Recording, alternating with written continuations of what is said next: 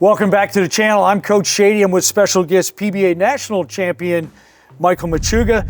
Today we're going to talk about swing and footwork tempo, harmonizing that. As I say, get them dancing together. And Michael, you've got some of the best tempo, both top and bottom. Explain what that feels and maybe how you developed that over your career. Yeah, I think it's a combination of a lot of things. One, a loose swing. Two, having good timing. And three, it was, being a kid, I wanted to impersonate people. And I watched David Ozio so much that, I don't think there's a prettier dance in the world than David Ozio. We're going to talk about that next. And love David Ozio, love this guy's swing and footwork tempo. Let's take a look. Let's start now. We mentioned harmony with the swing and the footwork. So important to become a better player. And Michael, explain just a couple drills here that our viewers can create that nice tempo that we talked about. Well, I think you've nicknamed one of them Machuga drill, right? I think that's always a good one, and that's just maintaining balance on the push away step, syncing those up, let it be free, swing it back to the start, and do that repeatedly. That's going to really create good rhythm in harmonizing with that first step. The next one I would like to do is my rock and walk drill, which will kind of abruptly stop after just two, because you can do 1, 2 and return, 1, 2 and return. You don't have to go through the whole shot. So just simply with a nice and free swing, rock it back and forth and sync that forward movement with the push away step, follow it with the walk by and start over.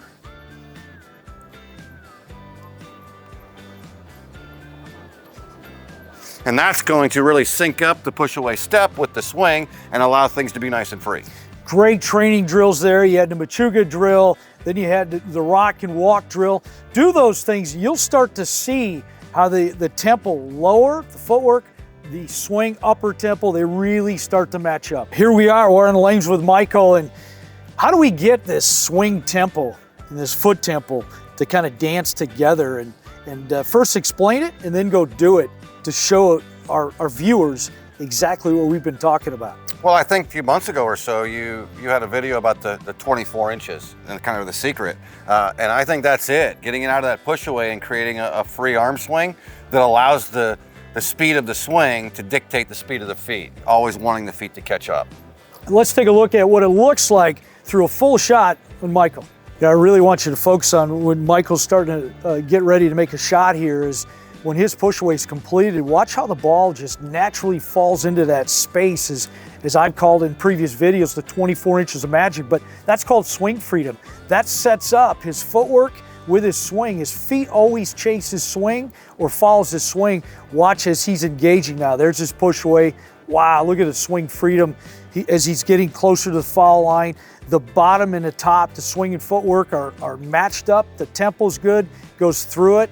That's harmony, both swing and footwork. So in today's game, a lot of times we've got to move left to follow transition and breakdown, and the ball return gets in our way. So one thing that I kind of take a lot of pride in is my ability to get in front of the ball return, to take sometimes only 2.5 steps. Here at Rolling Meadows, it's pretty much a full 3.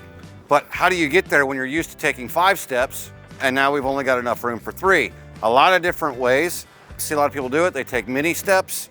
For me, it's kind of I just tap my toes, lift my heels up, tap my toes to feel that cadence before I get started.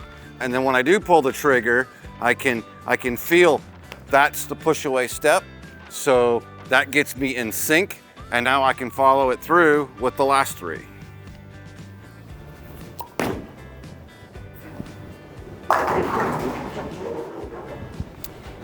Ring in 10, might have to make a little more of an adjustment with my rotation, but as you can see, just kind of moving that weight back and forth between the feet allows you to feel that rhythm ahead of time before you pull the trigger.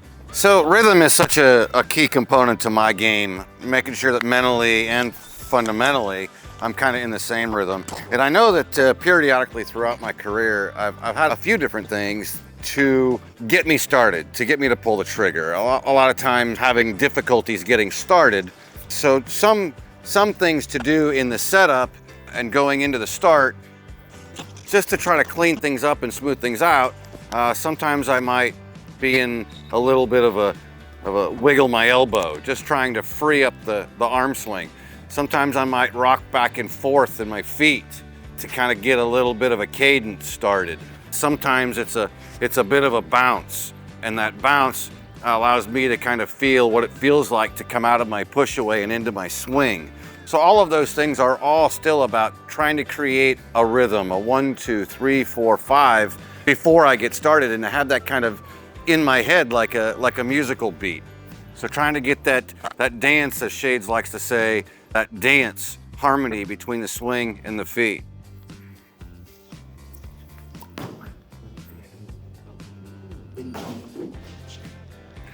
Kind of wish we had a full rack there because I threw that one pretty darn good. So one of my favorite ones is that kind of bouncing before address. I used that in 2008 Taylor, Michigan, when I won my second PBA Tour title.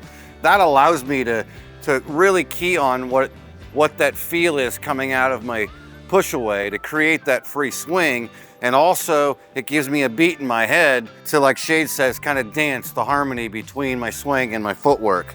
So just a nice kind of up and down kind of bounce. And when that kind of comes to rest is when I pull the trigger.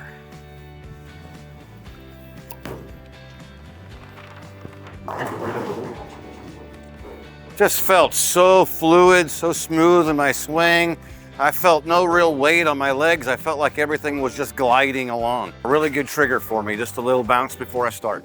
So there we just looked at great swing and footwork tempo by this guy, and you could just, I call it dancing, Mike, on the lanes, and those speeds, whether it's footwork or the swing, they are on the same rhythm and tempo. And explain again the importance of what it does for you and the great players in this game.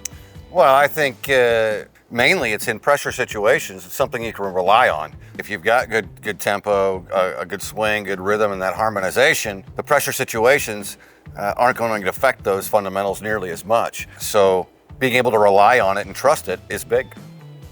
This guy's got great harmony. He dances really well on the approach. Go out, work on that swing and that footwork tempo, and you'll become a much better player. Hey everyone, thanks for watching our video today. Hopefully you learned something you can apply to your game. Do us a favor, like this video and subscribe to our YouTube channel so that you can be notified every time we drop a new video. Also, if you'd like to get backstage access to our coaches, you can join our online community at backstagebowling.com. Use the coupon code SAVE20 to save $20 off an annual subscription. Thanks, and we'll see you on the next one.